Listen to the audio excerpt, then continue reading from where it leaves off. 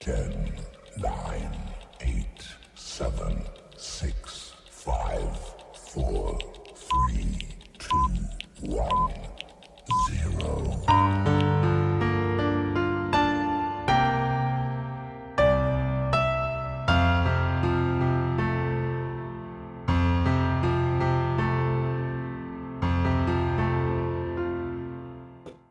हम लोगों ने लास्ट क्लास में क्वेश्चंस देख लिए थे, 10 क्वेश्चन शायद देखे थे, 1 to 10। Question number 11,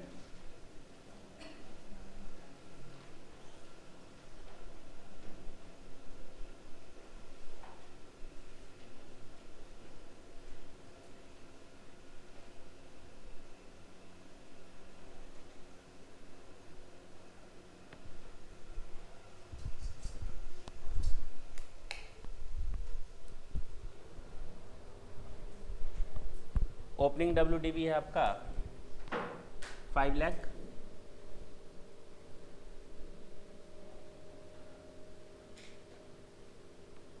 asset D purchased 2 lakh,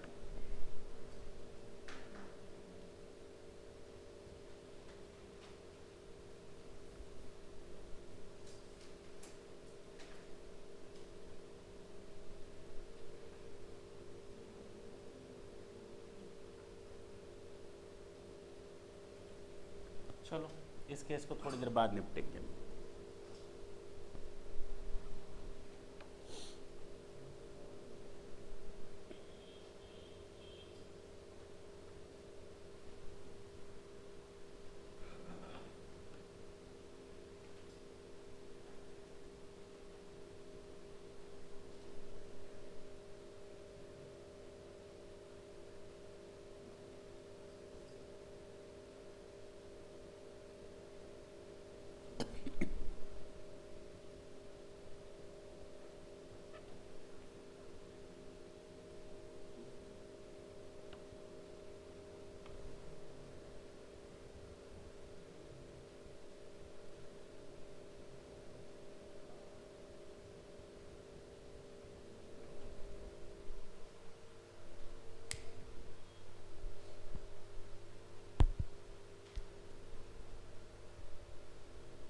घर पे जाकर एक बार किया था क्वेश्चंस। सॉल्यूशन तुम लोग जानते हो, केवल एक रिकैप करने का पर्पस था, इस क्वेश्चन को देने का पर्पस यही था। Opening WDV 5 lakh plus asset purchased, बोलो ना, एसेट परचेज लिखेंगे, actual cost of asset acquired. कितने लोगों ने परचेज वर्ड लिख दिया था? गलती से ही सही, नहीं बताओ, गलती से ही सही।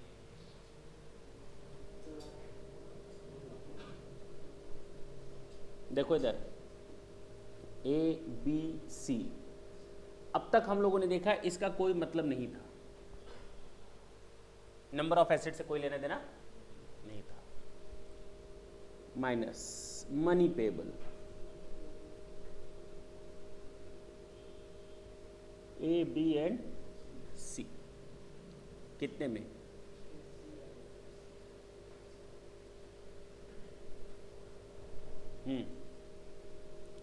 WDV फॉर डेप्रिसिएशन पर्पजेस कितना?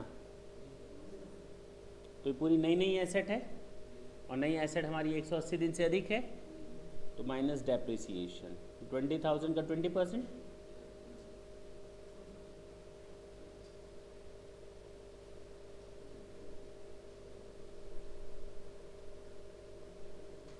Closing WDV।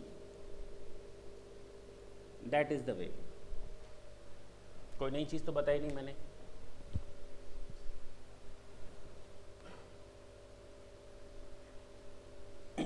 कुछ नया बताया?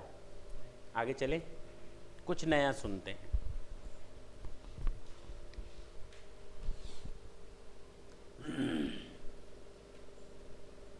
क्या हो अगर ये ब्लॉक ऑफ एसेट कितने में सेल किया गया? 7,80,000 में। कितने में सेल किया गया? 7,80,000 में। अब बताओ क्या करेंगे?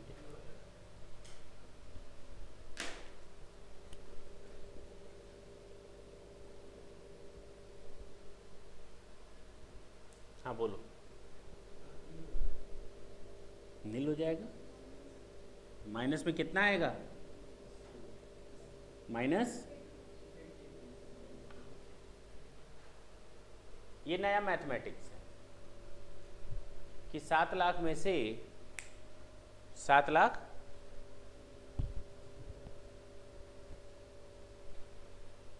अगर 7 लाख में से 7,80,000 लेस होगा तो आपका बैलेंस कितना बचेगा? 0। क्यों भाई 0 क्यों बचेगा? हमने सेंटेंस क्या यूज किया? WDV for depreciation purposes. हमको वसूलना कितना था? 7 लाख। और हम वसूल कितना लिए? हमको बेनिफिट डेप्रिसिएशन के नाम से कितना मिलना था? 7 लाख। पूरा का पूरा तो हम वसूल लिए, तो अब किस चीज का depreciation? This is not an expenditure, this is not a charge against profit, this is an allowances. If we have incurred any capital nature expenditure, then no one can stop us to get the deduction under section 32 as a depreciation. Clear? If all the conditions are satisfied, then what about if the total block of asset has a value of rupees 7 lakh and we are just going to sell a asset at rupees 7,80,000, means the 100% of the block of asset has been recovered. सारा का सारा block of asset में जितना भी asset की value थी उन सबको हमने रिकवर कर लिया, कोई दिक्कत नहीं. कितनी एसेट मैंने बेची थी? ए, बी और सी, यानी अभी भी एसेट डी बची हुई है, लेकिन अब उसकी वैल्यू कितनी बच गई? 0. डेप्रिसिएशन के पर्पज से 0. अच्छा, केवल अगर मैंने ए बेचा होता तो तब भी रिजल्ट ये है, क्योंकि ultimately we just want to get the benefit of depreciation as an allowances. बात समझना. अब तो हमारे पास कुछ बचा ही नहीं, तो सर 0 मतलब 0? अरे नहीं, अगर 7 लाख की चीज को आप 7,80,000 में सेल करेंगे तो 80,000 आपका कैपिटल गेन होगा. क्या होगा? क्या होगा? Capital gain. Calculation of short term capital gain. क्यों सर? ये याद रखना, जब भी हमारा block of asset cease to exist हो जाए, इसको कहते हैं ब्लॉक ऑफ एसेट का मर जाना. Block of asset cease to exist हो जाना. अब हमारे पास ब्लॉक ऑफ एसेट नहीं बचा. अब हमारे पास ब्लॉक ऑफ एसेट नहीं बचा. अब जब ब्लॉक ऑफ एसेट नहीं बचा तो इसके लिए टर्मिनोलॉजी यूज करेंगे, block of asset get cease to exist. और जब block of asset get cease to exist हो जाता है, then at that time we have to calculate short term capital gain. Gain का मतलब प्रॉफिट या लॉस? दोनों. पॉजिटिव गेन और निगेटिव गेन. यहां पर प्रॉफिट है या लॉस है? प्रॉफिट है. 7 लाख की चीज को आपने 7,80,000 में बेच दिया. बताओ कितने में बेचा? सेल कंसीडरेशन कितने में? 7,80,000 में. Minus block of assets, value of block of assets कितनी? कितना? 7 लाख. तो हमारा प्रॉफिट कितना हो गया?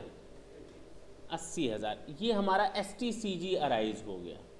7 लाख की चीज को हमने 7,80,000 में बेचा तो मेरा short term capital gain arise हुआ 80,000. सर अगर आप बोल रहे हैं शॉर्ट टर्म, तो क्या लॉन्ग टर्म कैपिटल गेन भी हो सकता है?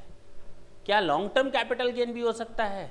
डेप्रिशिएबल एसेट पर कभी भी लॉन्ग टर्म कैपिटल गेन नहीं होगा. डेप्रिशिएबल एसेट्स पर हम लिखवा रहे हैं सारी चीजें. डेप्रिशिएबल एसेट्स को ट्रांसफर करने पर कभी भी long term capital gain arise नहीं होता. डेप्रिशिएबल एसेट्स को ट्रांसफर करने पर कभी भी long term capital gain arise नहीं होता. Always short term capital gain will be there. Either it is a case of profit और it is a case of loss. Clear? Always short term capital gain will be arises at the transfer of depreciable assets. जब भी आप depreciable assets को transfer करेंगे, हमेशा और हमेशा यहां पर सेट कर लें, एसेट 10 साल पुरानी हो या एसेट 1 दिन पुरानी हो, एसेट 15 साल पुरानी हो या एसेट 5 दिन पुरानी हो, कोई फर्क नहीं पड़ेगा. Always short term capital gain. याद रहेगा कि भूल जाओगे? याद रहेगा. तो पहला स्टेप आप calculation of depreciation and point number 2 calculation of short term capital gain. Note हो गया? नोट कर ले। पहला रीजन तो हमें ये पता चल गया कि हमारा ब्लॉक ऑफ एसेट कब सीज टू एग्जिस्ट होता है। बताओ, जब एसेट्स को सेल किया, या तो किसी एक एसेट को या 2 या 3 एसेट्स को, पूरे ब्लॉक ऑफ एसेट्स की वैल्यू से अधिक वैल्यू पर, तो हमारा block of asset cease to exist हो जाता है। WDV for depreciation purposes nil. Clear? Note करें, थोड़ा जल्दी करेंगे।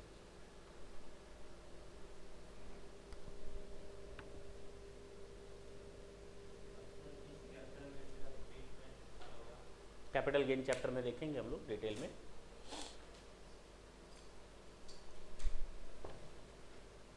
हो गया नोट? अभी मैं लिखवाऊंगा थ्योरी, इसकी चिंता ना करो। चलो सर, एक और बात बता दो, हमने चारों एसेट बेच दी। कितनी एसेट थी मेरे पास? चारों बेच दी।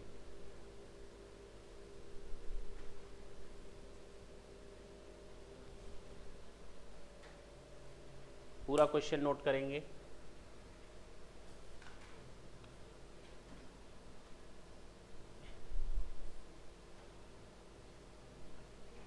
This is question number 13।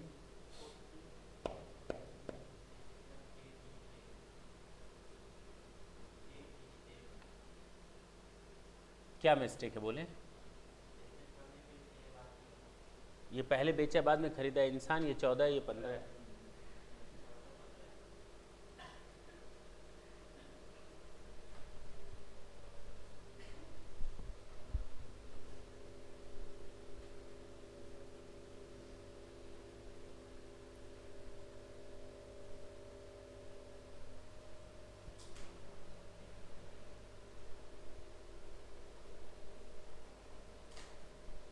चले, अब देखें इधर, हमने सारी की सारी एसेट्स बेच दी। कितने रुपए में? जब मेरे पास कोई एसेट बची ही नहीं तो ब्लॉक बचा कहाँ? 4 एसेट थी, चारों गायब। अरे अगर कोई एक एसेट भी बच जाती तो हम सारी वैल्यू उसी की मान लेते, आया ना? लेकिन अब कोई भी एसेट नहीं बची तो ब्लॉक हमारा मर गया। Block of asset cease to exist हो गया। पहला केस बताया, block of asset cease to exist होता है एक एसेट बेचो, 2 एसेट बेचो, लेकिन पूरी वैल्यू से अधिक पर बेचो। दूसरा, भले ही एसेट पड़ी हुई थी लेकिन अब उसकी वैल्यू क्या हो गई? 0। दूसरा बताया, जब सारी एसेट्स मेरी खत्म, अब कौन सा ब्लॉक ऑफ एसेट बचा? कुछ नहीं। किस पर डेप्रिसिएशन लगाओगे? हवा पर लगाओगे। जब तुम्हारे पास एक भी एसेट नहीं बची तो तुम किस चीज पर डेप्रिसिएशन चार्ज करोगे? कहाँ ब्लॉक बचा? ब्लॉक है कहाँ जिंदा कि तुम डेप्रिसिएशन चार्ज करने की बात कर रहे हो? नहीं करेंगे। जब एसेट होगी तब तो धीरे धीरे खत्म करोगे।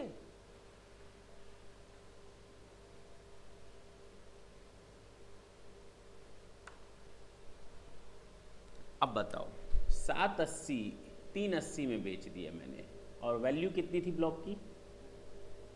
3,20,000 का लॉस हो गया। क्या हो गया? नोट कर ले।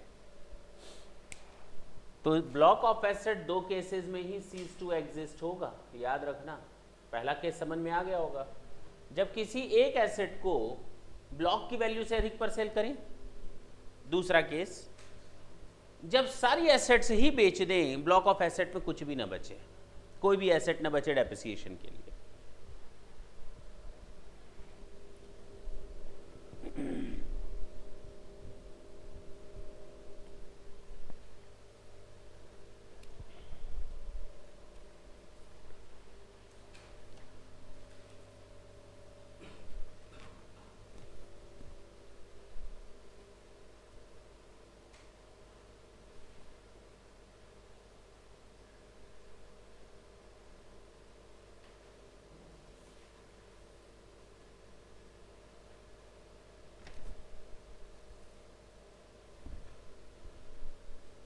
सेक्शन 50 मैंने नहीं दिया है क्या इसमें?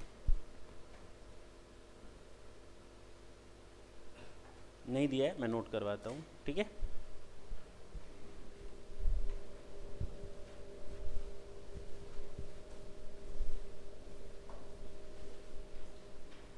देखें इधर, section 50, when a block of asset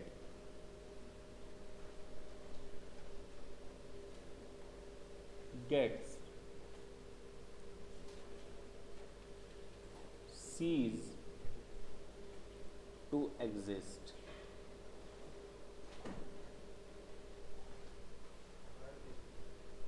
दिया है क्या? पेज नंबर 3, हमें लगा हमसे छूट गया है, कहाँ दिया है? सबसे नीचे।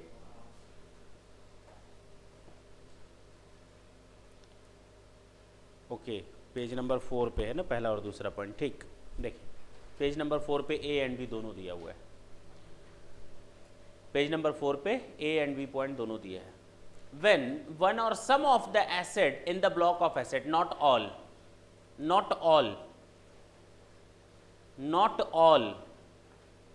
when one or some of the asset, not all, clear है, लिख लेंगे आप, not all, when one or some of the asset in the block of asset is or are sold for a consideration which is more than the value of block, block of asset cease to exist हो जाएगा। अब वहां पर क्या calculate होगा? Short term capital gain.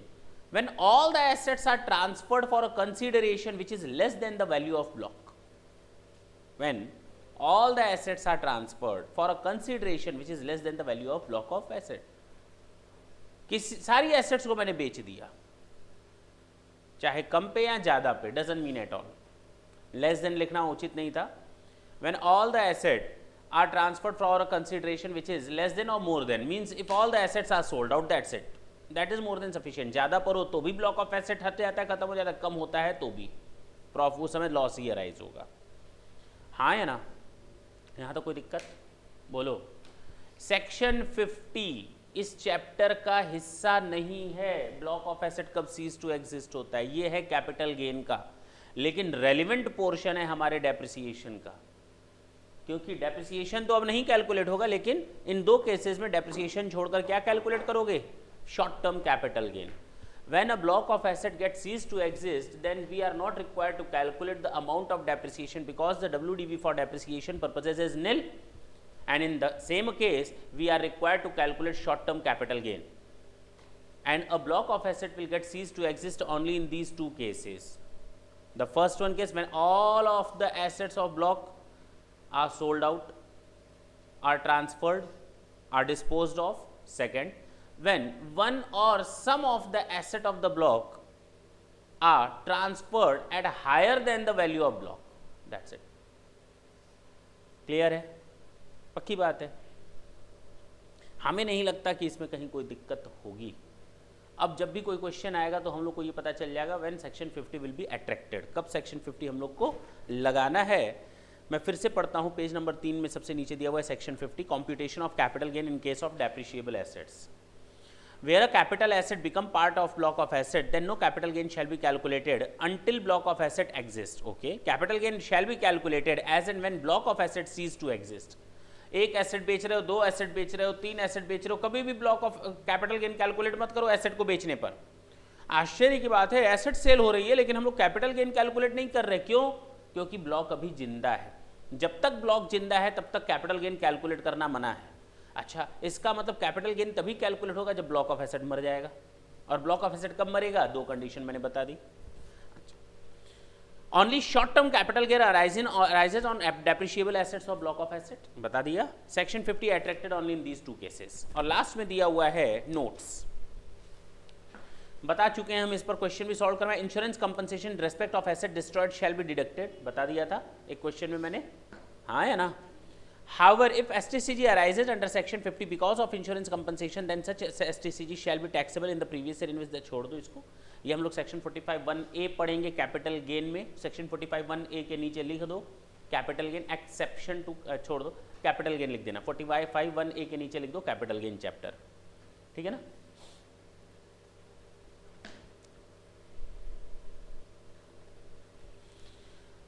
CIT versus Kasturi and sons limited, page number 4 पर एक case law दिया है, CIT versus Kasturi and sons limited. पढ़ते हैं क्या है। मनी पेबल, तुम लोग जब भी देखते हो इधर देखो। अब हम शुरू करते हैं, अपने फॉर्मेट पे आते हैं। फॉर्मेट में मैंने बताया था opening WDV plus actual cost of asset acquired during the previous year. अभी हम इस पर नहीं जा रहे हैं, पहले मनी पेबल को खत्म कर दें फिर एक्चुअल कॉस्ट पर आएंगे। देखो तो नीचे सारा एक्चुअल कॉस्ट का है, पहले मनी पेबल को खत्म कर देना फिर एक्चुअल कॉस्ट की बात करते हैं। और सारा का सारा टाइम हमारा किस पर जाएगा, अब एक्चुअल कॉस्ट पर।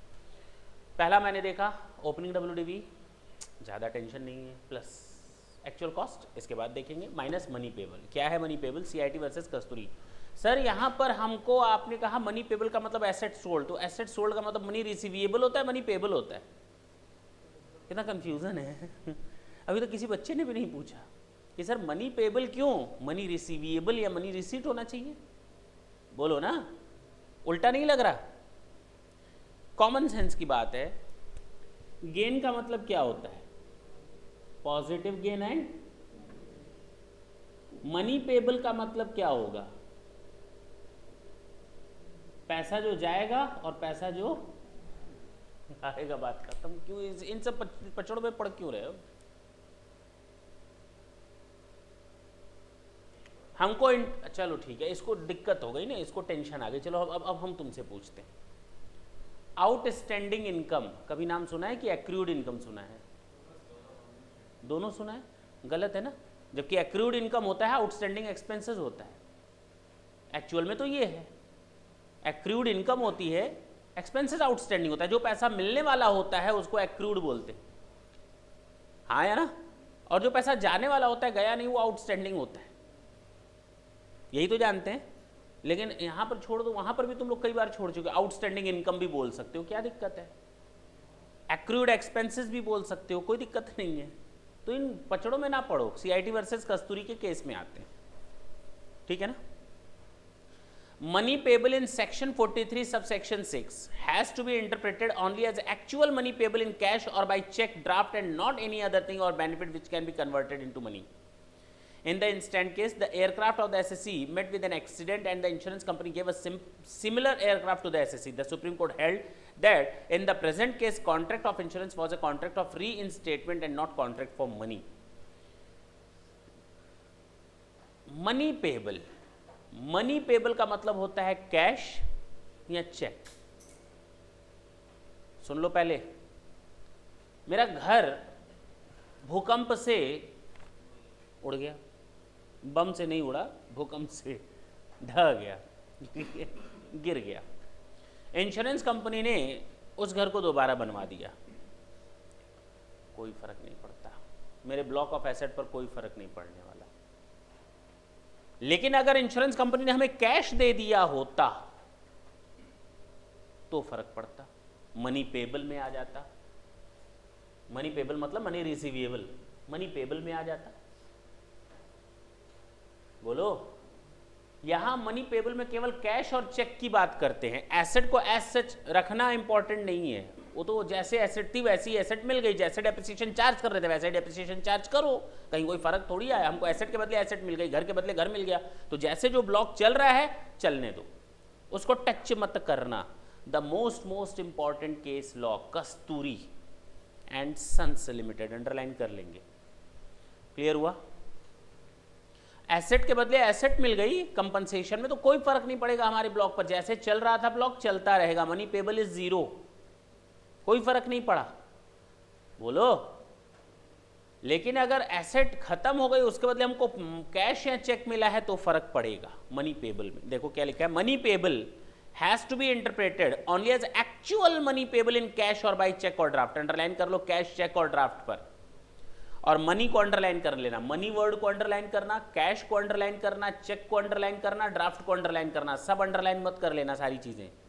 ये की पॉइंट्स है। जब भी तुम लोग का मनी वर्ड पर ध्यान जाए तो उसके साथ कैश, चेक और ड्राफ्ट पर ध्यान जाए, बस बात खत्म। एसेट के बदले एसेट का रिप्लेसमेंट मनी पेबल में नहीं आएगा।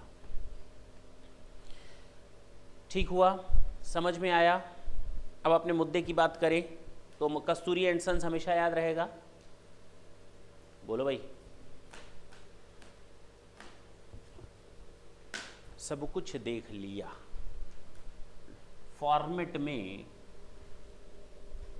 Opening WDV okay, minus money payable okay, बीच में एक लाइन रह जाती है एक्चुअल कॉस्ट ऑफ एसेट। क्या था? Actual cost of asset acquired during the previous year. और बस इस एक लाइन के चक्कर में हम लोगों को कई घन चक्कर होकर के काम करना पड़ेगा।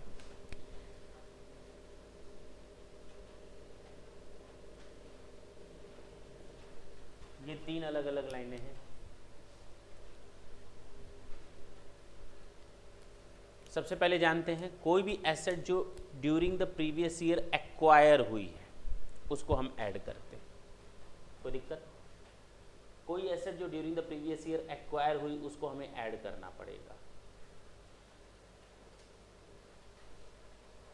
दूसरा, एक्वायर्ड का मतलब क्या होता है? एक्वायर्ड का मतलब क्या होता है? बोलो। एक्वायर्ड का मतलब क्या होता है? मिलना या खरीदना?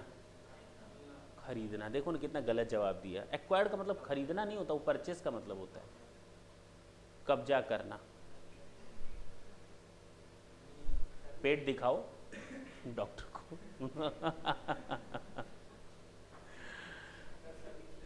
क्या हो गया? एक्वायर करना। अब एक्वायर मुझे गिफ्ट से मिल सकता है। सुनो, एक्वायर गिफ्ट हो सकता है ना? एक्विजिशन गिफ्ट के थ्रू नहीं आ सकता, विल के थ्रू नहीं आ सकता, परचेज के थ्रू नहीं आ सकता, आ सकता है।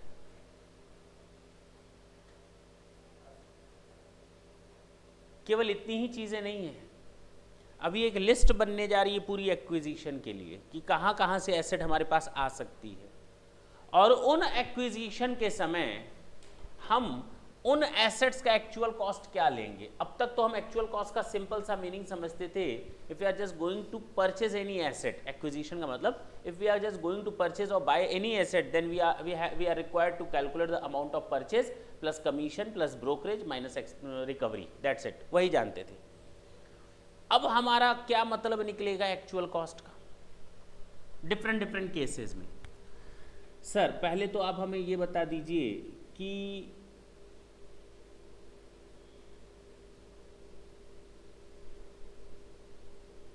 एक्चुअल कॉस्ट की डेफिनेशन क्या दी गई है? एक्चुअल कॉस्ट की डेफिनेशन क्या दी गई? हाँ बोलो। अगर लाल होता तो ये लाल गिरता, और उसका तो वो कहते खून खून तो इसलिए मैंने हटा दिया नीले से लिखकर। हाँ बताओ, एक्चुअल कॉस्ट की डेफिनेशन। जो वर्ड है एक्चुअल कॉस्ट, पहले तो उसको डिफाइन कर दीजिए। Actual cost means cost of the asset to the assessee. Actual cost means cost of the asset, ये एसेट है मान लो। Actual cost means cost of the asset to the assessee shall be reduced. इसमें से कुछ minus करेंगे। अगर मैं दुकानदार के पास गया, मैंने कहा कितने की एसेट है, उसने कहा 10 रुपए की, मैंने कहा लाओ, मैंने उसको 10 रुपए दिया। Actual cost means cost of the asset to the assessee, जितना मेरे को कॉस्ट पड़ा, shall be reduced by that portion. कुछ माइनस हो रहा है क्या? कुछ माइनस होना है क्या? Actual cost means cost of the asset to the assessee shall be reduced by that portion of the cost. ये मेरा दोस्त बीच में आ गया, इसने कहा कितने की एसेट खरीद रहे हो? मैंने कहा 10 रुपए में। इतना महंगा महंगा तुम सामान खरीदते, लो मेरी ओर से 2 रुपये, तुम क्या याद रखोगे? इसने मुझे 2 रुपए दे दिए। अब बताओ मेरे लिए एक्चुअल कॉस्ट कितनी पड़ी? 8। Actual cost means cost of the asset to the assessee shall be reduced by that portion of the cost which is directly और indirectly made by any other person और authority, that's it. Shall be reduced by that portion of the asset, shall be reduced by that portion which is directly or indirectly meant by any other person or authority. नहीं हो सकता? हो सकता है ना, यही definition हो गई हम लोग की।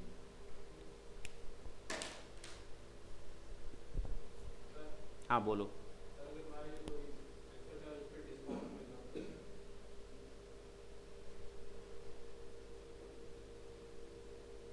सेल लगी हुई थी,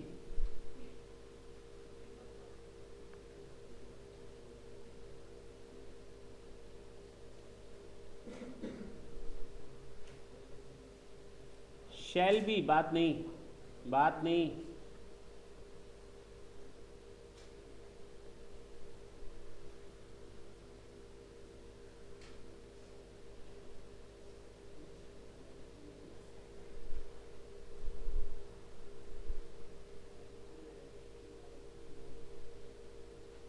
ये मैंने दिया हुआ है तुम लोग को असाइनमेंट में।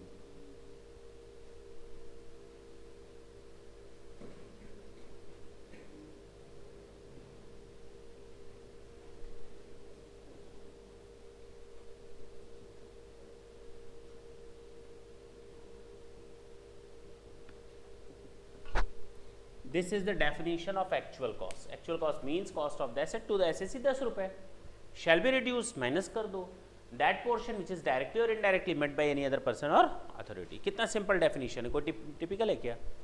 याद हो गया ऐसे ही? मानने वाली बातें बाद में, पहले हमको जो समझाना है पहले समझ लें, उसके बाद आराम से बात करते हैं। Actual cost means cost of the asset to the assessee, ठीक है। Shall be reduce by that portion, किससे?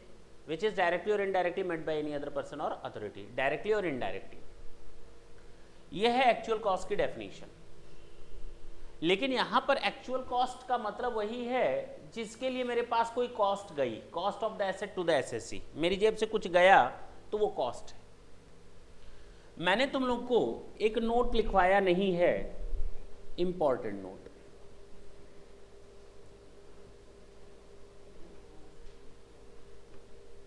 अकाउंटेंसी में depreciation is charge against profit. बोलो।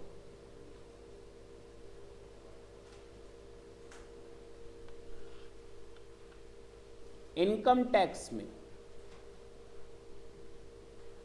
बोला तो कई बार है, डेप्रिसिएशन इज एन अलाउंसेस।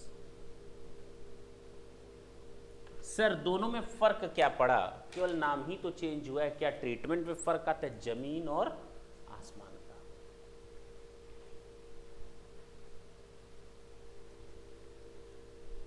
अगर हम बात करें चार्ज अगेंस्ट प्रॉफिट की, तो सर कोई एग्जाम्पल दे दिए जो हमें दोनों में फर्क बताए, और अलाउंसेस का कोई एग्जाम्पल दे दीजिए कि इनकम टैक्स में क्या फर्क है डेप्रिसिएशन में। दे दें? ये सब चीजें किताबों में नहीं मिलेंगी, ये याद रखना।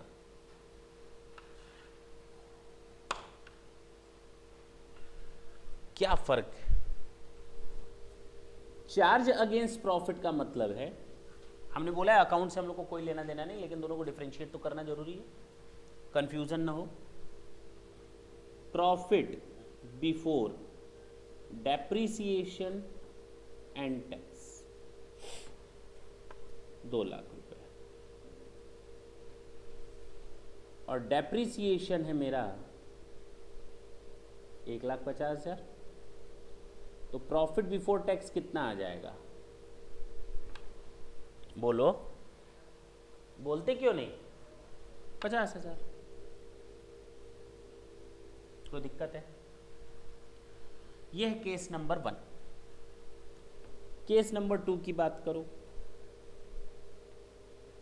Profit before depreciation and tax 2 lakh, और डेप्रिसिएशन है मेरा 2,20,000। प्रॉफिट बिफोर टैक्स कितना आएगा? बोलो ना, क्या आएगा? -20,000। बोलो, नहीं होगा? पक्का ना? इसमें कोई दिक्कत? क्रेडिट में लिख देना तुम लोग, हमने केवल समझाने के लिए लिखा है। That is only due to because we are treating depreciation as charge against profit. Due to that loss arises. अगर कोई खर्चा चार्ज अगेंस्ट प्रॉफिट होता है, it means for the purpose of getting the actual amount of profit we have to deduct that amount of expenditure if that is charge against profit. अगर कोई खर्चा charge against profit है तो इसका मतलब कि प्रॉफिट तक पहुंचने के लिए उस खर्चे को बिना घटाए हम एक्चुअल प्रॉफिट की सिचुएशन तक नहीं पहुंच सकते. इसको हम कहते हैं चार्ज अगेंस्ट प्रॉफिट. अलाउंसेस की अगर बात करें, profit before depreciation and tax कितना था? माइनस डेप्रिसिएशन कितना है? बताओ. प्रॉफिट बिफोर टैक्स कितना आ गया? बोलो सर. यहां तो दोनों में सेम आंसर है. हाँ, पहले केस में तो हम भी कहते हैं कोई फर्क नहीं है. प्रॉब्लम कहां आएगी? Profit before depreciation and tax 2 lakh minus depreciation कितना रख दें? बताओ लॉस कितना आएगा? अभी भी कोई फर्क आया? क्योंकि हम 2 लाख से ज्यादा तो डेप्रिसिएशन घटा ही नहीं पाएंगे. अरे ये कौन सी बात होती है?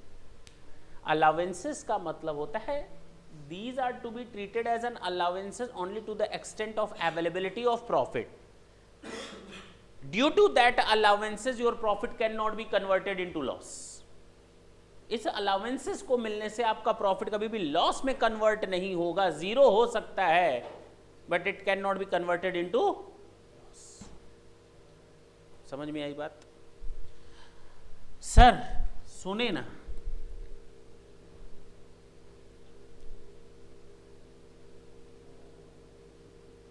कितना था? 2,20,000. जबकि डिडक्शन कितना मिला? 2 लाख. सर ये 20,000 का छूट अब मिलेगा क्या हमको? अब क्या 20,000 का छूट मिल पाएगा? मिलेगा. कितने आश्चर्य की बात है कि अभी तो आप कह रहे थे कि 2,20,000 की छूट नहीं मिलेगी, 2 लाख की छूट मिलेगी क्योंकि अवेलेबिलिटी ऑफ प्रॉफिट 2 लाख है तो आपका प्रॉफिट 0. 20,000 का खर्चा जो इस बार का है और प्रॉफिट न होने के कारण जिसका डिडक्शन नहीं मिल पाया, उसको अगले साल ले जाओ. अगले साल में नेक्स्ट ईयर में आप उसको उस साल के डेप्रिसिएशन में जोड़ दो. अगले साल का डेप्रिसिएशन अगर 2,20,000 आता है तो अब वो अगले साल का डेप्रिसिएशन 2,20,000 नहीं होगा, प्लस 20,000 जोड़कर 2,40,000. अलाउंसेस का देखो ना कितना बढ़िया बेनिफिट मिला. मैंने वर्ड जब यूज किया था डेप्रिसिएशन का, अब ढंग से सुनना, मैंने क्या वर्ड यूज किया डेप्रिसिएशन पढ़ाते समय, अब उसका सेंस निकल करके आएगा. और मैं वही वर्ड बोलने जा रहा हूं जो मैंने पिछले क्लास में भी बोले थे. If we are just going to incur any capital nature expenditure then no one can stop us. Word use किया था ना, आज भी यूज किया था ये. then no one can stop us to get the benefit of deduction as a depreciation. ये word मैंने यूज किया था कि कोई भी हमको डेप्रिसिएशन का बेनिफिट लेने से नहीं रोक सकता. अगर हम कोई कैपिटल नेचर का खर्चा करते हैं तो मुझे डेप्रिसिएशन का बेनिफिट मिलेगा ही मिलेगा, अगर वो डेप्रिसिएशन की कंडीशन फुलफिल करे तो. क्लियर है? आज नहीं तो कल उसका बेनिफिट मिलेगा. अगर आज मेरे पास प्रॉफिट अवेलेबल नहीं है, कोई दिक्कत नहीं, कैरी फॉरवर्ड करो. क्या करो? कैरी फॉरवर्ड करो. इस साल अगर आप इसका बेनिफिट नहीं ले पा रहे हो तो टेंशन लेने की जरूरत नहीं है. आप इसको कैरी फॉरवर्ड करो और डेप्रिसिएशन का डिडक्शन आप अगले साल ले लो जो इस साल नहीं मिल पाया. इसको हम कहते हैं अनएब्जॉर्ब्ड डेप्रिसिएशन. जो 20,000 मेरा बच गया ना, उसको हम नाम देंगे क्या? अनएब्जॉर्ब्ड, अवशोषित.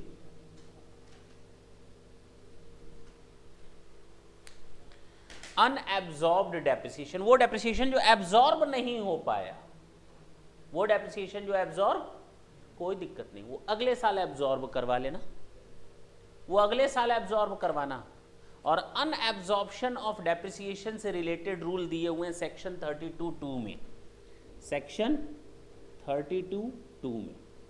डेप्रिसिएशन का वैसे ही हम लोग सेक्शन 32 पढ़ रहे हैं, और अनएब्जॉर्ब डेप्रिसिएशन के लिए जो रूल्स बने हुए, प्रोविजंस बने हुए, किस सेक्शन में बने हुए हैं? सेक्शन 32(2) में। सेक्शन 32(2) क्या कहता है कि अगर कोई अनएब्जॉर्ब्ड डेप्रिसिएशन है, कैरी फॉरवर्ड करो और उसको नेक्स्ट ईयर से बेनिफिट ले लो, नेक्स्ट ईयर के प्रॉफिट से डिडक्ट कर लो। उस साल भी नहीं है, फिर आगे ले जाओ। उस साल भी नहीं है, फिर आगे ले जाओ। कितने सालों तक अलाउंसेस है बेटा? अनलिमिटेड नंबर ऑफ ईयर्स तक। इसके लिए कोई काउंट नहीं है ईयर्स का। 10 साल के अंदर, 20 साल के अंदर, 25 साल के अंदर, जब तक जिंदा हो एडजस्टमेंट करते रहो। और मैंने कहा ना, no one can stop us to get the benefit of depreciation. अब क्लियर है? और इसके पीछे एक बहुत लंबी कहानी है। किसके पीछे? अनएब्जॉर्ब डेप्रिसिएशन के पीछे। कहो तो कहानी सुनाए। लंबी कहानी है, लेकिन हम थोड़े छोटे में सुनाएंगे।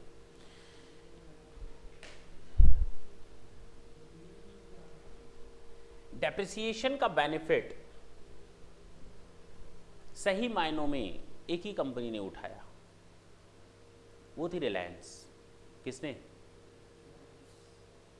छोटी छोटी कंपनियां जो होती है ना, टैक्स देती हैं।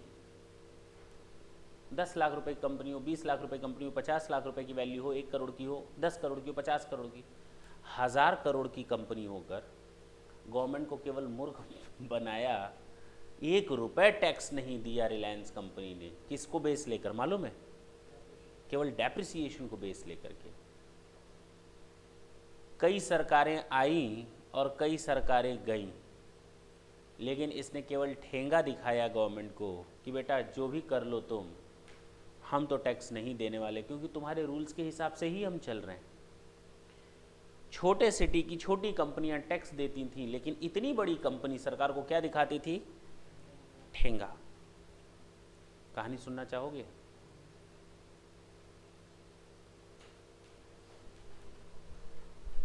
हटा सकते हैं इस डेफिनेशन को? दोनों में फर्क समझ में आया? आप बोलो ना। अब अगर मैं बोलूंगा अनएब्जॉर्ब डेप्रिसिएशन के प्रोविजन किस सेक्शन में है, तो तुम लोग तुरंत बताओगे सेक्शन 32(2) में। इवन जब मैं सेक्शन 70, 71, 72 पढ़ाऊंगा, सेट ऑफ कैरी फॉरवर्ड का चैप्टर, तो उस समय मैं तुम लोग को याद दिलाऊंगा, देखो हमने तुम लोग को किस सेक्शन में बताया था अनएब्जॉर्ब डेप्रिसिएशन? 32(2) में। याद रहेगा ये सेक्शन? क्योंकि वो क्लास तो अभी काफ़ी दिन बाद आएगी, हो सकता है तब तक भूल जाओ। मैं बार बार इसलिए बोल रहा हूँ ताकि ये हिट करता रहे चीज़, ठीक है ना? कि अनएब्जॉर्ब डेप्रिसिएशन के provision set of carry forward के किस में दिए हुए हैं? सेक्शन 32(2) में। हटा दें? बोलो भाई।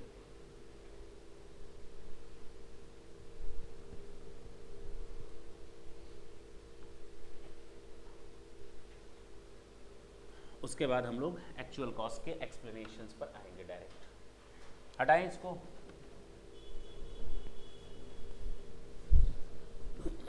चलो अभी ये खत्म नहीं हुआ, एक लाइन और समझो इसमें, नहीं तो आगे चलकर वो प्रॉब्लम करेगा।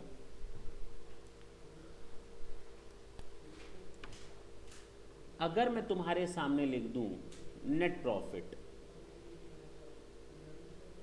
1 लाख और डेप्रिसिएशन में लिख दूं 80,000, दूसरा केस। अब मैं तुम्हारे सामने लिखता हूं 50,000 का लॉस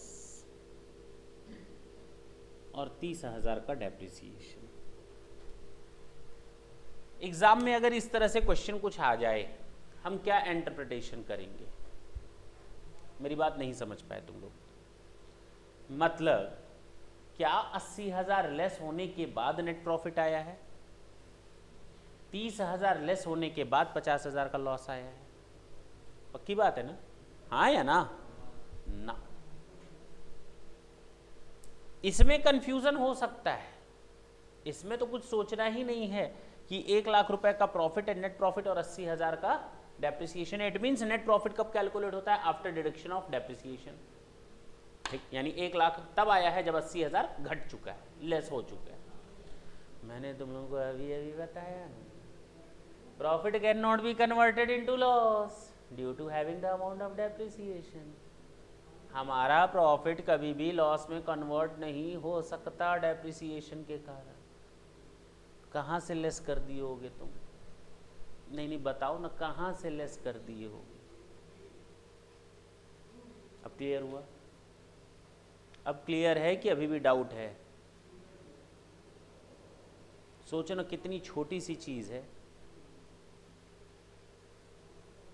पूछो अपने सीनियर से, पूछो फाइनलिस्ट से, पूछो, बताने तो मेरा नाम। नहीं समझे मेरी बात? दोनों में फ़र्क समझ में आया? अगर एग्ज़ाम में इस तरह का क्वेश्चन आ जाए तो इसमें तो शायद कोई कन्फ्यूज़न ना हो कि for the purpose of having calculation of ₹1,80,000 has already been deducted, but here in this case again the confusion should not be, because our profit cannot be converted into loss after deduction of depreciation. Might be it zero. अगर ये लिखा रहता zero तो हम समझ सकते थे शायद 30,000 लेस करने के बाद जीरो आया है, लेकिन अगर लिख दे -2,000 तो इसका मतलब हो सकता है नहीं हुआ ही नहीं है, लेस करने के बाद 2,000 नहीं आया होगा, माइनस नहीं हो सकता। पक्की बात है ना? कोई दिक्कत? अब चलें आगे। यही फर्क है अलाउंसेस और चार्ज अगेंस्ट प्रॉफिट में। चलो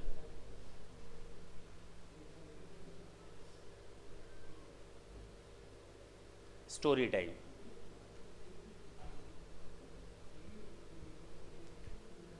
रिलायंस ने क्या किया था जरा देखना, और कम से कम 15 से 16 साल तक की क्या दिखाया था गवर्नमेंट को? बेस्ट ऑफ लक कि बेटा जितने भी सितम कर लो, हंस हंस के सहेंगे हम।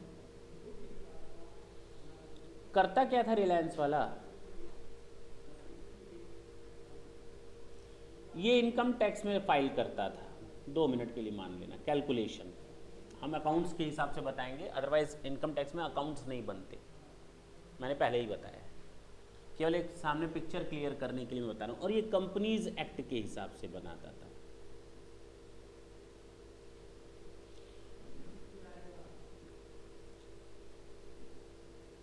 नेट प्रॉफिट बिफोर डेप्रिसिएशन आता था उसका 10 करोड़। कितना मान लेते हैं, यहां भी कितना आया?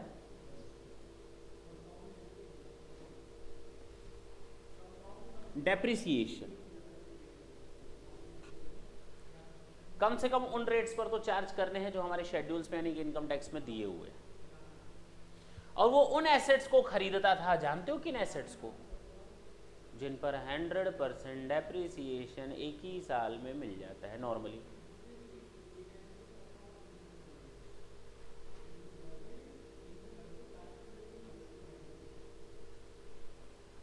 क्लियर है? बोलो ना। ये तो इनकम टैक्स के हिसाब से डेप्रिसिएशन था जिन पर 100, लेकिन कंपनीज एक्ट के हिसाब से 10%, 15%, 20% डेप्रिसिएशन लगता था। क्लियर? उसने वहां पे डेप्रिसिएशन चार्ज किया उसी एसेट पर, मान लो 20%, तो कितना लेस हो गया? अगर 100% वैल्यू ऑफ एसेट की डेप्रिसिएशन मिल गई तो 12 करोड़ का 12 करोड़ मिल गया, लेकिन यहां पर कितना डिडक्शन मिला? 2 करोड़ 40 लाख। यहां नेट प्रॉफिट कितना बचा? और वो डिविडेंड दे सकता है या नहीं? डिविडेंड दे सकता है या नहीं? वो लोगों को डिविडेंड बांटता था अपने शेयर होल्डर को। ये लो 6 करोड़ रुपए डिविडेंड बांटता था कंपनीज एक्ट के हिसाब से, बैलेंस शीट बनाकर 6 करोड़ का। और यहां पर दिखाता था लॉस। कितना? 0। 2 करोड़ क्या करता था? क्या करेगा 2 करोड़ का? 2 करोड़ का क्या करेगा? अनएब्जॉर्ब्ड डेप्रिसिएशन नहीं, क्योंकि 12 करोड़ में से केवल 2 करोड़ का ही छूट नहीं मिला, बाकी 10 करोड़ का तो छूट उसने ले लिया। बोलते क्यों नहीं? अगले साल फिर गया, फिर उसने बनाया कुछ ऐसा, प्रॉफिट आया था उसके पास 15 करोड़ का, उसने एक एसेट खरीद ली 17 करोड़ की। हाँ या ना? फिर से लॉस कितना हो गया? प्रॉफिट कितना हो गया? अनएब्जॉर्ब कितना हो गया? कितना हो गया? 2 इधर का 2 उधर का। नहीं समझे? इधर फिर से प्रॉफिट दिखाया और डिविडेंड बांट दिया। एक तरफ तो लोगों को वो डिविडेंड बांट रहा था, गवर्नमेंट को कह रहा था देख मेरे पास प्रॉफिट हुआ है, कितने रुपए का प्रॉफिट हुआ है, 7 करोड़ 60 लाख का। और इनकम टैक्स में जब जा रहा था, अरे प्रॉफिट होगा तब तो हम आपको टैक्स देंगे, है कि नहीं, प्रॉफिट है ही नहीं हमारी कंपनी में, देखिए ना। और सही था, नहीं था। और ये बढ़ते बढ़ते 20 करोड़ 25 करोड़ 50 करोड़ 100 करोड़ तक ले गया, 500 करोड़ 1000 करोड़, मतलब लॉस बढ़ाता चला गया अनएब्सॉर्ब्ड डेप्रिसिएशन का। बेटा आने वाले कई सालों तक अब आराम से कोई टैक्स देने की जरूरत नहीं, इतना ज़्यादा अनएब्सॉर्ब्ड डेप्रिसिएशन करके रखा था उसने। ठीक, गवर्नमेंट की हालत खराब कि छोटी कंपनियां तो टैक्स दे रही हैं और ये मगरमच्छ है टैक्स देता ही नहीं। गवर्नमेंट ने 97-98 I think,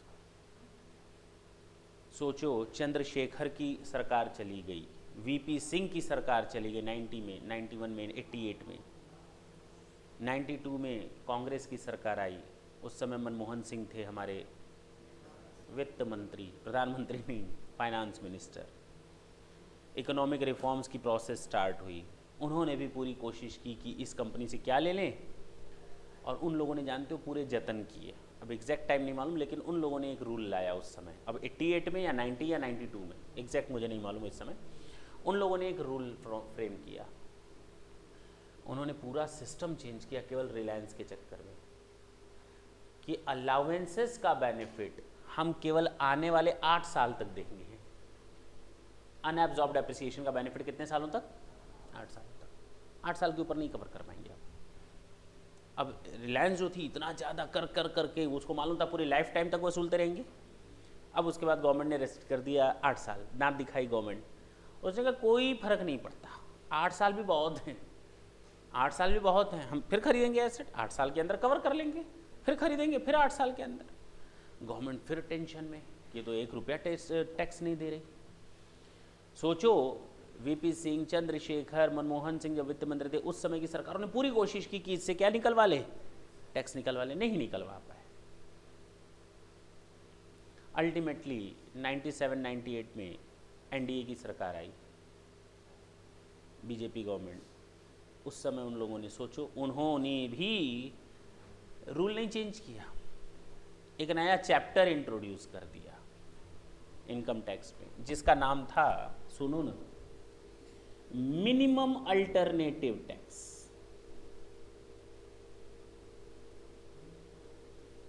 minimum alternative tax, MAT, section 115J, ये चैप्टर इंट्रोड्यूस किया। कई सारे सेक्शंस हैं इसमें, ये चैप्टर इंट्रोड्यूस किया मैट के नाम से। अब मैट के नाम से चैप्टर तो आ गया, क्या रूल लाया होगा इसमें? गवर्नमेंट समझ गई इनकम टैक्स के प्रोविजंस में हेर फेर कर देने से हम किसी से टैक्स तो ले नहीं पाएंगे। किसी को यह भी नहीं कह सकते कि अनएब्सॉर्ब्ड डेप्रिसिएशन का फायदा ना लो, क्योंकि अलाउंसेस है, देना तो है ही, पक्की बात है। तो हम उस चीज को रोक नहीं पाएंगे, हमको एक नया चैप्टर इंट्रोड्यूस करना पड़ेगा, which is known as minimum alternative tax. और इस चैप्टर में क्या लिखा मालूम है?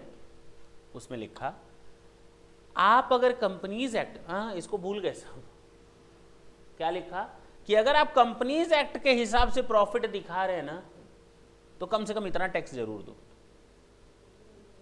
इसको, इसकी ये फंसा कहां रहा था गवर्नमेंट को? यहां पर डिविडेंड देकर और यहां पर टैक्स ना देकर। तो गवर्नमेंट ने कहा इसको तो हम पकड़ने से रहे, बेटा इसी को ही पकड़ लो, यही बचा मेरे पास पकड़ने के लिए। अगर इसको डिविडेंड देना है, मजबूरी में देना है, तो क्यों ना यहीं पर इसको पकड़ लिया जाए। तो कहा अगर कोई कंपनी कंपनीज एक्ट के हिसाब से जो बैलेंस शीट बनाती है, उसमें अगर ये 14 एडजस्टमेंट, 14 एडजस्टमेंट वेयर देयर, कितने एडजस्टमेंट थे? 8 जोड़ने और 6 घटाने। इन एडजस्टमेंट, उल्टा भी हो सकता है, चलो ये 14 एडजस्टमेंट हैं। इन 14 एडजस्टमेंट को करने के बाद जो आपका प्रॉफिट निकलेगा, पक्का था निकलेगा, क्योंकि अब हमने प्रॉफिट कौन सा लिया था? कंपनीज एक्ट वाला। तो आपको उस पर कम से कम इतना टैक्स जरूर देना होगा, आपको कम से कम उतना टैक्स जरूर देना होगा, और उसके टैक्स क्रेडिट की भी पूरी एडजस्टमेंट थी, वो बात की बात है। फिलहाल समझे, सोचो गवर्नमेंट तक चेंज हो जा रही थी और गवर्नमेंट पूरी कोशिश कर रही थी उस एक कंपनी से टैक्स वसूलने के चक्कर में पूरे हिंदुस्तान का सिस्टम चेंज हो जा रहा था, हो रहा था। ये था तुम लोग का डेप्रिसिएशन का देखो फायदा। आज अब तुम लोग को केवल मैट नहीं पढ़ना है, अब एक और चैप्टर तुम लोग सीए फाइनल में पढ़ोगे, AMT,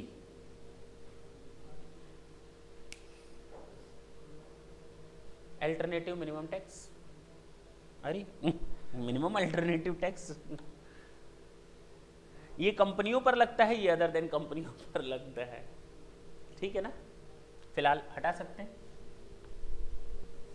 देखो कितना इंटरेस्टिंग टॉपिक है ये, लोग इसका यूटिलाइजेशन की मिस यूटिलाइजेशन कहां कहां करते हो देख लो। अभी तो तुम लोग को एक्चुअल कॉस्ट जाननी है, और इस एक्चुअल कॉस्ट में एक पॉइंट ऐसा आएगा जहां पर गवर्नमेंट को आज भी हम लोग क्या दिखा सकते हैं, और गवर्नमेंट लाख कोशिश कर ले उस चीज से बच नहीं पा रही, देखेंगे। और मजेदार चीज है, एक्चुअल कॉस्ट को डिफाइन करते हैं। Actual cost means cost of the asset to the assessee shall be reduced by that portion of the cost which is directly और indirectly made by any other person और authority. अब इसके कुछ explanations दिए हुए हैं, सेक्शन 43(1) के क्या दिए हुए हैं, एक्सप्लेनेशन। और जानते हो कितने एक्सप्लेनेशंस दिए हुए हैं, explanation number 1 to section 43(1), explanation number 2, 3, 4, 5, 6, 7, 7A, 8, 9, 10, 11, 12, ये एक्सप्लेनेशन है जो हम लोग को पढ़ने हैं।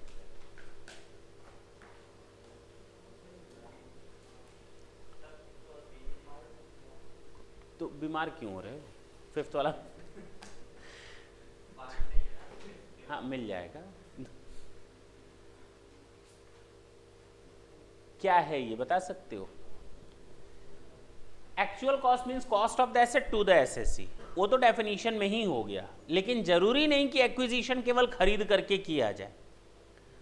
अदर देन परचेज मोड पर अगर आप जाएंगे तो आपके ऊपर क्या लगेंगे, explanation. Other than purchase mode में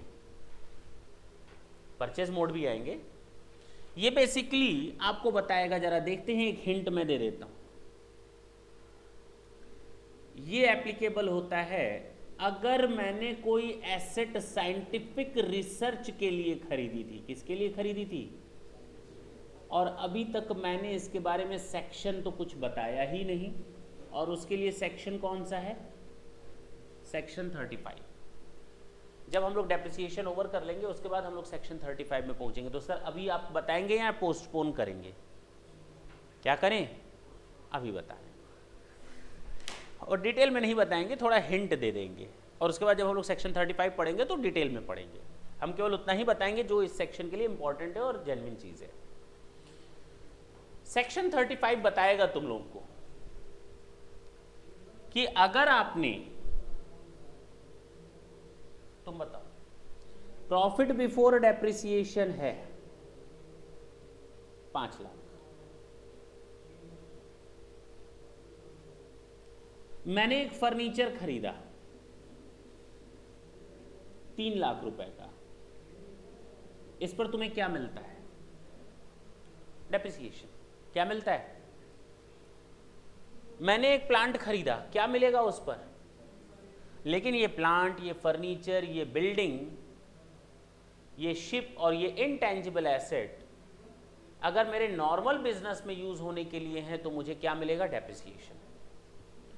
लेकिन मैंने इन एसेट्स को बिजनेस में यूज होने के लिए नहीं खरीदा, मैंने साइंटिफिक रिसर्च के लिए खरीदा है। किसके लिए खरीदा है, साइंटिफिक रिसर्च। क्या हम सरकार को फायदा दे रहे हैं अपने यहाँ साइंटिफिक रिसर्च करके, हाँ, बहुत बड़ा रोल प्ले कर रहे हैं देश की उन्नति में, ग्रोथ में। देखते हो ना आजकल हर एक कंपनी में, फैक्ट्री में, बड़ी बड़ी कंपनियां जो होती है, R&D डिपार्टमेंट होता है, रिसर्च एंड डेवलपमेंट डिपार्टमेंट होता है, अलग से होता है। हमारे यहाँ भी R&D है, मालूम है कि नहीं, लिखा नहीं बाकी R&D है, होता रहता है रिसर्च, देखते नहीं हो, दिन भर तो हम लोग मरे पड़े पड़े रहते हैं उसमें। सर आप कौन सा रिसर्च कर लेते हैं? रिसर्च का मतलब थोड़ी कि पागलों की तरह मतलब बड़े बड़े बाल कर लो और कमरे में घुस जाओ, 10 साल बाद निकलो कि रिसर्च सफल हो गया, रिसर्च सफल हो गया, उसको थोड़ी R&D। अरे सभ्य तरीके से भी तुम लोग रिसर्च कर सकते हो। कई लोग एग्जाम देने जाते हो, उसके बाद सर 2 महीने से बाल नहीं कटवाए। अरे कौन सा रिसर्च कर रहे थे अंदर कमरे में घुसकर, दिन भर तो घूमते हुए नजर आते थे। कुछ लोग एग्जाम के 3-4 महीने पहले बिल्कुल बाल उड़वा देते हैं, चंडुल हो जाते हैं, उसके बाद कहते हैं टाइम नहीं मिलेगा, बाद में देखो तो दिन भर घूमते रहते हैं टोपी लगाकर। है कि नहीं? तो पूरी तैयारी करते हैं एग्जाम देने की, लेकिन कहीं ना कहीं थोड़ी कमी रह जाती है। कुछ याद आ गया क्या किसी का? अपना ही याद आया होगा, दूसरे का क्या याद आएगा? देखो इधर, साइंटिफिक रिसर्च, गवर्नमेंट ने कहा अगर आप साइंटिफिक रिसर्च कर रहे हैं तो हम आपको रेवेन्यू नेचर का जितना खर्च करेंगे आप साइंटिफिक रिसर्च पर। सोचो ना गवर्नमेंट ने क्या बोला, मैं जो बोल रहा हूं ढंग से सुनना, सेक्शन 35 में मैं डिटेल में बताऊंगा। गवर्नमेंट ने बोला आप साइंटिफिक रिसर्च पर जो कुछ भी खर्च करेंगे रेवेन्यू नेचर का 100% डिडक्टेबल, 100% डिडक्टेबल। रेवेन्यू नेचर का कोई भी साइंटिफिक रिसर्च का खर्चा 100% डिडक्टेबल। कैपिटल नेचर का कोई भी खर्चा साइंटिफिक रिसर्च पर 100% डिडक्टेबल। एक ही साल में फर्नीचर खरीदा 3 लाख का रिसर्च के लिए, आप तुरंत क्या कर लो, लेस कर दो। कितना? सोचो फर्नीचर मैंने पूरा माइनस कर दिया, 100% फर्नीचर मैंने एक ही साल में माइनस कर दिया, उसको मुझे अगले साल तक ले जाने की जरूरत ही नहीं पड़ी, डेप्रिसिएशन काटने की जरूरत नहीं है। डेप्रिसिएशन भी मिलेगा क्या तुमको? जब 100% डिडक्शन एक ही साल में मिल गया, then what to do about depreciation? Nothing, कुछ भी नहीं करना अब आपको। समझे मेरी बात? नहीं। अगर आपने 5 लाख रुपए कमाए हैं और साइंटिफिक रिसर्च पर 3 लाख का खर्च किया है तो आप 100% डिडक्शन ले सकते हैं साइंटिफिक रिसर्च की, not only of revenue nature but also of capital nature. जितना भी आप रेवेन्यू नेचर का, जितना भी आप कैपिटल नेचर का, तो सर रेवेन्यू नेचर तो बार बार अब बोलिए मत। हाँ मैं बिल्कुल हटाने जा रहा हूँ, रेवेन्यू नेचर का कोई हमारा रोल भी नहीं है क्योंकि हम लोग डेप्रिसिएशन चैप्टर पढ़ रहे हैं, तो डेप्रिसिएशन में हम बट ऑब्वियस कैपिटल नेचर के खर्चों की ही बात कर रहे हैं। अगर हमने कोई साइंटिफिक रिसर्च पर कैपिटल नेचर का खर्चा किया है, बिल्डिंग बनवा ली 20 लाख रुपए की, क्या 20 लाख रुपए एक ही बार में छूट मिल जाएगी? हाँ मिल जाएगी, क्या दिक्कत है? 5 करोड़ की बिल्डिंग बनवा ली, क्या एक बार में छूट मिल जाएगी? हाँ मिल जाएगी। समझे मेरी बात?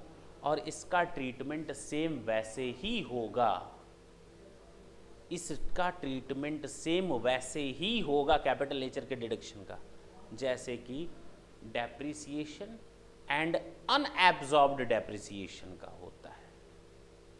इस कैपिटल नेचर के खर्चे की 100% डिडक्शन मिलेगी, सेम उसी तरह से मिलेगी जिस तरह से डेप्रिसिएशन और अनएब्जॉर्ब्ड डेप्रिसिएशन की मिलती है। यानी it is like your allowances again, क्योंकि कैपिटल नेचर का खर्चा है।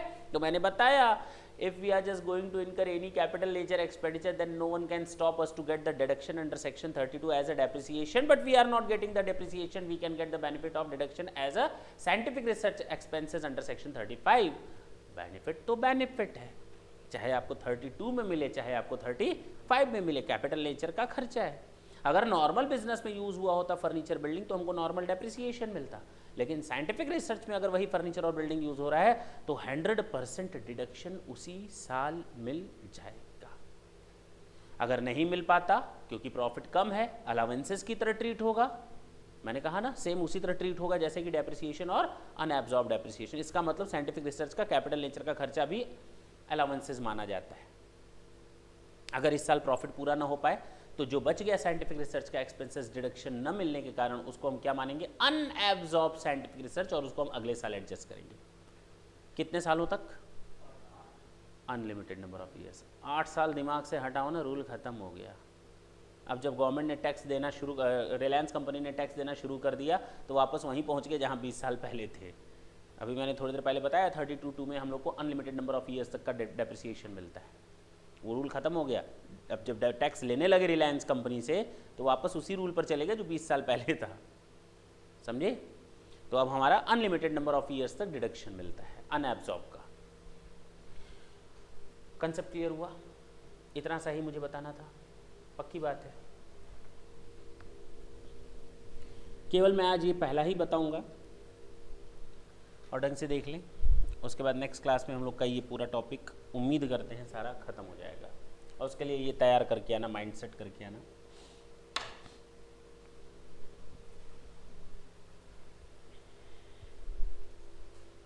चलो, साइंटिफिक रिसर्च एक्सपेंसेस कहा गया एक्सप्लेनेशन नंबर 1। क्या कहता है ये एक्सप्लेनेशन?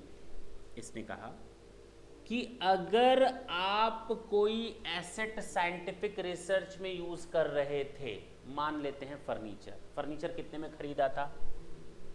फर्नीचर कितने में खरीदा था? 3 लाख में। और इसको हम कहाँ यूज कर रहे थे? Scientific research.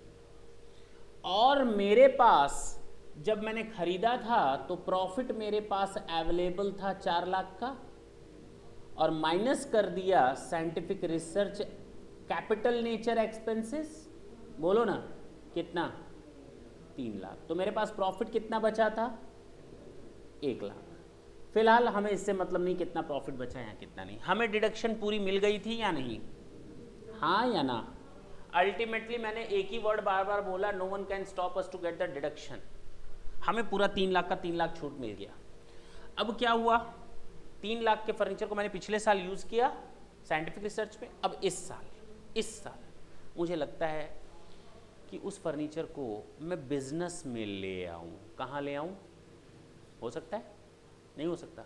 मैं अपने नॉर्मल बिजनेस में ले आऊं। साइंटिफिक रिसर्च वाले जहां ऑफिस में कुर्सियां पड़ी थी, फर्नीचर पड़ा था, मैंने कहा एक काम करो, वहां से निकालो यहाँ ले आओ, वहाँ से निकालो, साइंटिफिक रिसर्च से निकालो, सब रिसर्च एंड डेवलपमेंट से फर्नीचर निकालो, यहाँ लगाओ, मेरे बिजनेस में यूज़ होगा। वहाँ के लिए हम दूसरा फर्नीचर खरीदेंगे। नहीं बोल सकते? नहीं बोल सकते। मैंने वो सारा फर्नीचर निकाल कर यहाँ लगवा दिया। क्या अब वो फर्नीचर बिजनेस में यूज़ हो रहा है? क्या वो साइंटिफिक रिसर्च में यूज़ हो रहा है? नहीं। क्या वो बिजनेस में यूज़ हो रहा है? और जब कोई एसेट बिजनेस में आती है तो एक्विजिशन होता है या नहीं? एक्विजिशन होता है या नहीं? तो actual cost of asset, acquired asset आई या नहीं आई? साइंटिफिक रिसर्च वाली एसेट मेरे बिजनेस में आई या नहीं आई? और मेरे पास पहले से ही फर्नीचर 8 लाख रुपए का रखा हुआ है बिजनेस में। कितने रुपए का? ओपनिंग WDV उसका कितना है? 8 लाख। मैं करता हूं actual cost of asset acquired during the previous year. क्या हमारे प्रीवियस ईयर में कोई एक्चुअल एसेट आई? और फर्नीचर में फर्नीचर जुड़ेगा नहीं जुड़ेगा? आया तो जुड़ेगा। कितने रुपए से? बोलो ना, कितने रुपए से? मेरे पास तो फर्नीचर था A, B और C, और ये साइंटिफिक रिसर्च वाला आ गया D। हाँ या ना? कितने रुपए से? बस तुम लोग हमें वही बताओ, क्योंकि हम लोग एक्चुअल कॉस्ट को ही बात कर रहे हैं। देखो ना, एक्चुअल कॉस्ट की बात कर रहे हैं, प्रॉब्लम आ रही है कितने रुपए से जोड़ें। इसी चीज पर तो आकर हम लोग रुके थे। इसी को ही तो डिफाइन करना है। What the actual cost shall be taken over here? Tell me the amount. Amount बताओ कितना? इतनी मार खाओगे? 3 लाख का तुम ऑलरेडी 100% डिडक्शन ले चुके हो। एक ही एसेट पर 2 बार डिडक्शन लोगे। एक बार साइंटिफिक रिसर्च के नाम पे, फिर इसको यहां जोड़ोगे, फिर 3 लाख का डेप्रिसिएशन, 3 लाख पर 6 लाख का डेप्रिसिएशन लोगे। इंसान हो तुम लोग? कहो ना हाँ। तो उसमें भी डाउट है ऐसे, हाँ बोले या ना बोले। हाँ बताओ कितना?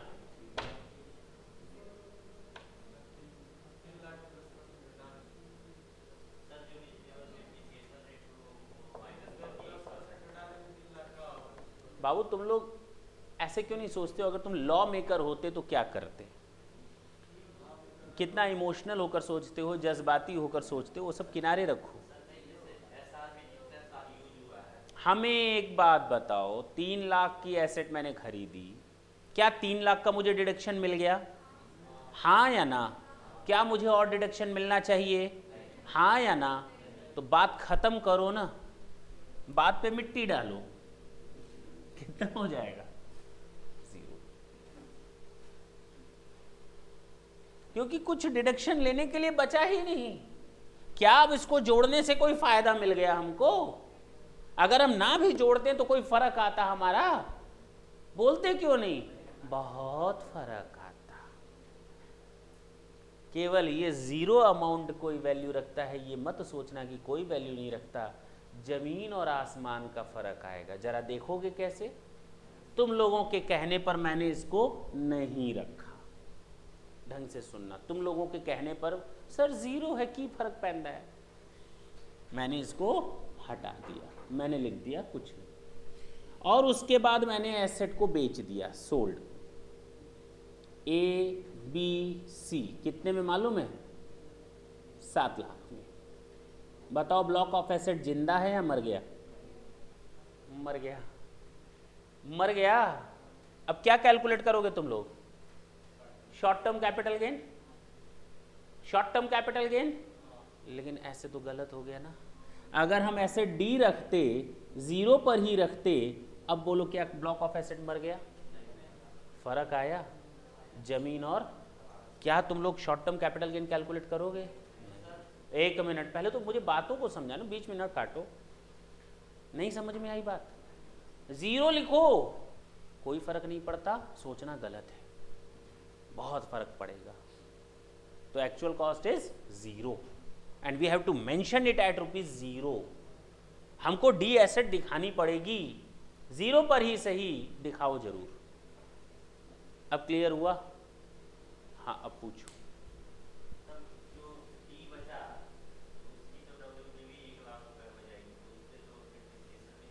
हाँ तो अब मिलने दो, ब्लॉक ऑफ एसेट जिंदा है, मैंने ग्रुप की बात की थी ना तुमसे, ठीक है ना?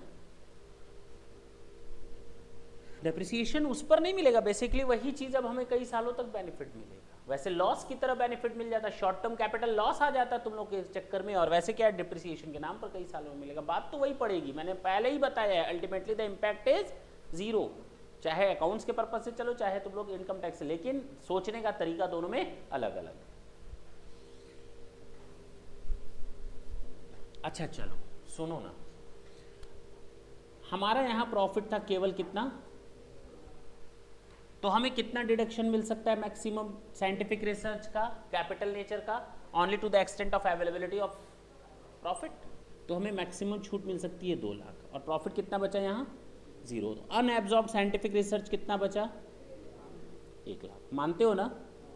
चलो अब बात करते हैं हम लोग, पहला साल ये बीत गया, अब अगले साल हमें लगता है ना, इस साइंटिफिक रिसर्च को हम ले आते हैं अपने ब्लॉक में जोड़ देते हैं, अपने नॉर्मल बिजनेस में यूज़ करेंगे। इस फर्नीचर को कहाँ यूज़ करेंगे? नॉर्मल बिजनेस में। और उसका ओपनिंग WDV है फर्नीचर वाले ब्लॉक का ऑलरेडी 5 लाख, और उसमें कितनी एसेट्स हैं? A, B and C। बताओ एक्चुअल कॉस्ट कितनी लेंगे? अगर तुम लोग लॉ मेकर होते तो कितना जोड़ते? हमें तो कुछ बताने की जरूरत ही नहीं है अब, कि 3 लाख की एसेट थी, 2 लाख का डिडक्शन मिल चुका है, यानी कि अब मेरे पास केवल राइट बचा हुआ है 1 लाख का डिडक्शन लेने की, वो नहीं मिला है, वो जोड़ दो यहाँ पर। एक्चुअल कॉस्ट कितना? 1 लाख। एसेट नंबर 3, बस काम खत्म।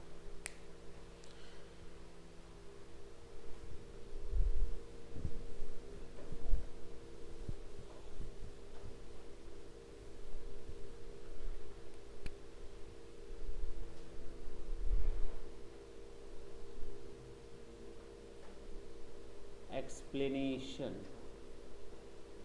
1 to section 43(1).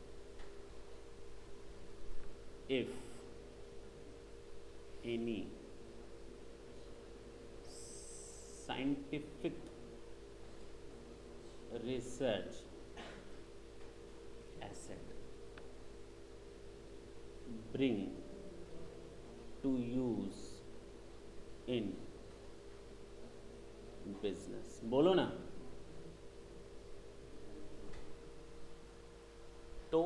एक्चुअल कॉस्ट क्या होगी? एक्चुअल कॉस्ट होगी एक्चुअल कॉस्ट ऑफ एसेट, जितने में मेरे को पड़ी थी, माइनस डिडक्शन किस सेक्शन में? अंडर सेक्शन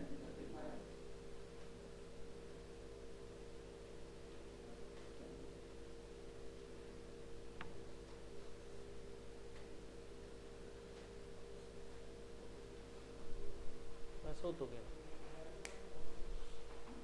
अब नेक्स्ट क्लास में हम लोग इसके आगे बढ़ेंगे। केवल पर्पस ये था समझाने कि एक्चुअल कॉस्ट हम लोग को क्या बताना है, कौन से डिफरेंट डिफरेंट केसेस आएंगे और एक्चुअल कॉस्ट उनकी क्या होगी। क्लियर है? थैंक यू बच्चों। कोई दिक्कत हो अभी भी पूछ सकते हैं।